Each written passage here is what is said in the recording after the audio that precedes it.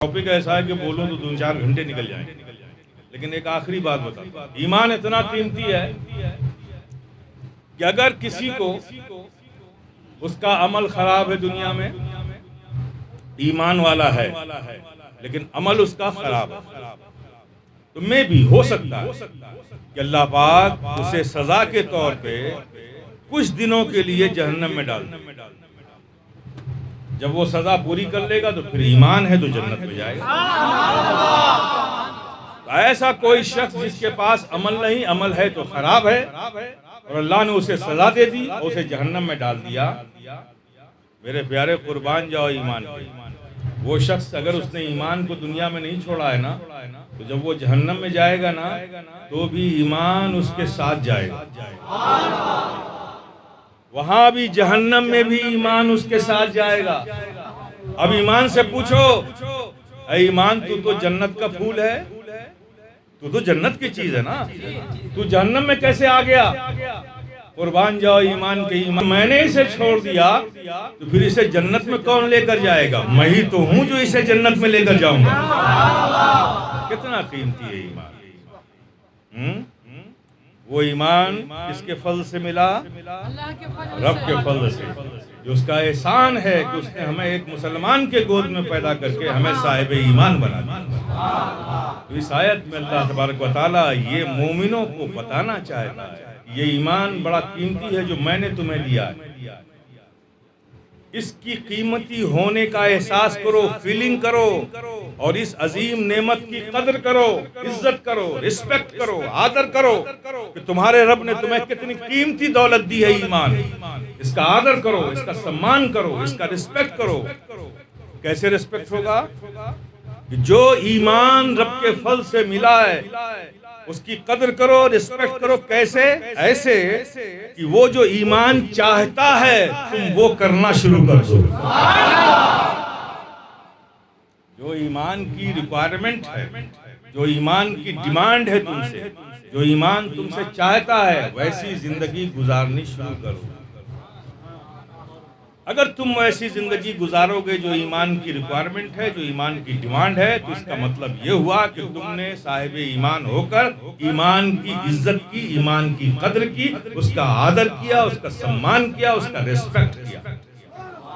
اللہ یہی فرما رہا ہے، یا ایھا الذین آمنوا آمنوا، اے ایمان والو ایمان والے ہو جاؤ، مطلب ایمان کی ڈیمانڈز کو پوری کرو اور اچھے عمل والے ہو جاؤ۔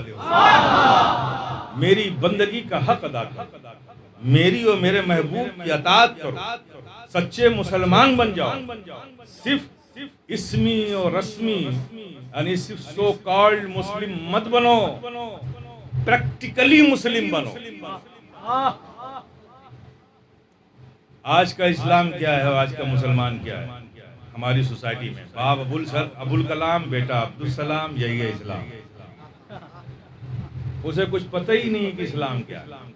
نہیں میرے پیارے، بدلو اپنے آپ کو، چینج کرو اپنی سوچ کو، چینج کرو اپنی لائف کو، اور فخر کرو کہ you are Muslim, you are مسلم۔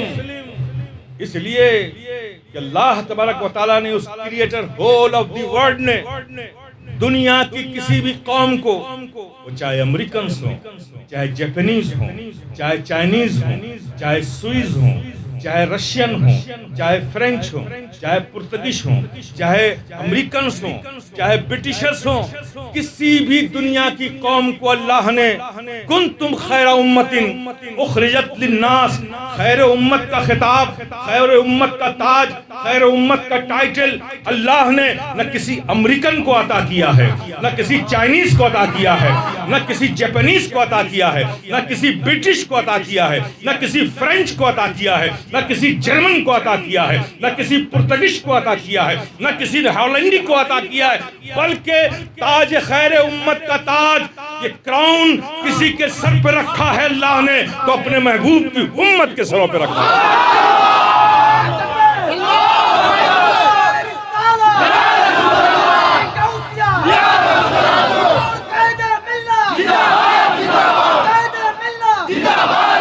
جب اس creator whole of the world نے، اس سنسار کے رچیتا نے، اس رب العالمین نے جب اپنے محبوب کی امت کو خیر امت کا ٹائٹل دیا، خیر امت کا خطاب دیا، تو اب ہو ہی نہیں سکتا کہ American is not superior, Japanese is not superior, Russian is not superior, British is not superior, superior whole of the world, in the whole of the world, only Muslims, only Muslims, only Muslims.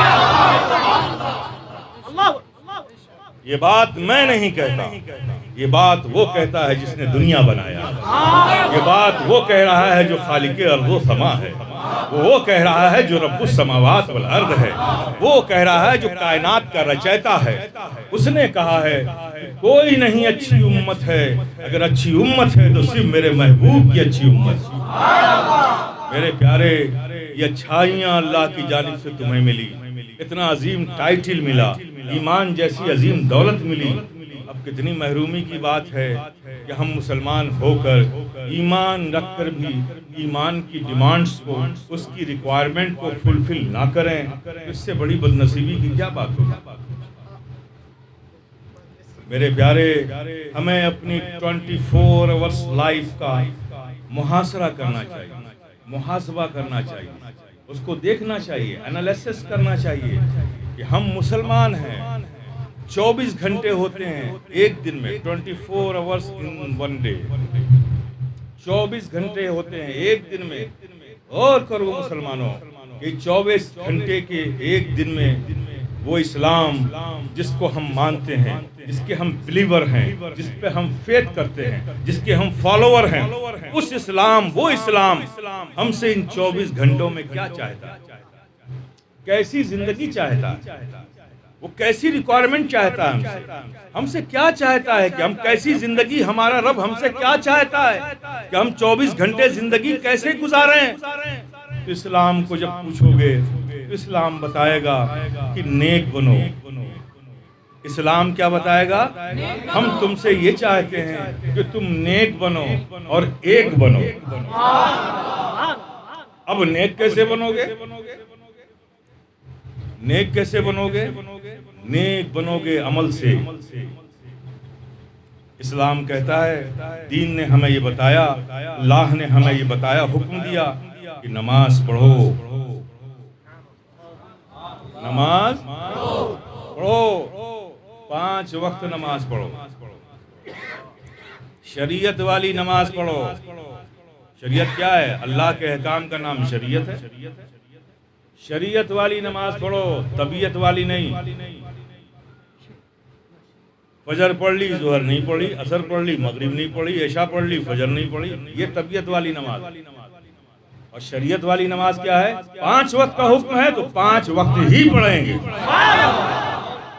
پہلا، چونکہ اللہ کی اس بے بہا نعمت، اس عظیم نعمت کا شکرانہ ہے نماز، شکرانہ ہے نماز۔ اس لیے رب کی تعظیم کا سب سے اونچا درجہ جو ہے وہ ہے عبادت، اور عبادت میں سب سے اونچے درجے پہ جو ہے وہ ہے نماز۔ نماز رب کی تعظیم بجا لا کر اس کا شکر ادا کرنے کا سب سے اعلیٰ مقام۔ تو میرے پیارے، یہاں سے شروع کرو اپنی زندگی۔ اور دوسری چیز، ہمیشہ پاک صاف رہو، ناپاک مت رہو۔ یہ جتنے بھی جن، بھوت، پریت اور یہ سب سحر اور جادو پکڑتے ہیں نا، صرف ناپاکی کی وجہ سے۔ یہ فقیر شفیق ادائے جیلانی تم کو مشورہ دیتا ہے، مشورہ دیتا ہے پورے یقین کے ساتھ، چیلنج کرتا ہے۔ کسی کو بھی کسی بوتل پہ دم کروانے کی ضرورت نہیں، کہیں بھی جا کے قبض لینے کی ضرورت نہیں ہے۔ کوئی جن، بھوت، آسیب کا، سحر کا اثر تم پر نہیں ہوگا۔ صرف ایک کام کر لو، باوضو رہنے کی عادت ڈال لو، پاک رہو اور باوضو رہو۔ کتنا ہی بڑا جادوگر ہوگا، اس کے جادو کا اثر تم پر نہیں ہوگا۔ کر کے دیکھ لو، وضو ٹوٹے کون، پھر وضو کر لو، زیادہ وقت وضو میں گزارو۔ اب وضو تو تبھی رہے گا جب پاک صاف رہو گے، اگر ناپاک رہو گے تو وضو کرنے سے وضو نہیں ہوگا۔ تو پاک صاف طہارت سب سے اہم مسئلہ ہے. پہلے اپنے آپ کو پاک صاف رکھو اور پھر اس کے بعد کوشش کرو کہ وضو میں رہو. وضو ٹوٹ جائے، جہاں استنجا کرتے ہو وہیں وضو بھی کر لو، تو بہت سی تم بلاؤں سے مصیبتوں سے بچ جاؤ. ٹھیک ہے؟ تو جو احکام اللہ نے دیے ہیں، روزہ رکھو، نماز پڑھو، اگر اللہ نے تمہیں اس لائق بنایا ہے تو حج بھی کرو، اگر تم مالک نصاب ہو، نصاب ہے تمہارا، تو تم زکوٰۃ بھی دو. یہ اللہ کے احکام ہیں جو تم پر فرض ہیں، واجب ہے، جس کی ادائیگی تمہیں کرنی ہی کرنی ہے ایز اے مسلم. اس سے کوئی چھٹکارا نہیں ہے، اس میں کوئی آپشن نہیں ہے، یہ تم کو کرنا ہے، بلکہ اس کے بعد پھر کرنا ہے تمہیں. یہ تمہیں ایک بندگی کے کمال تک پہنچائے گی، یہ اطاعت کا کمال تمہیں عطا کرے گی اگر تم اللہ کے حکم کی فرمانبرداری اور اس کی اطاعت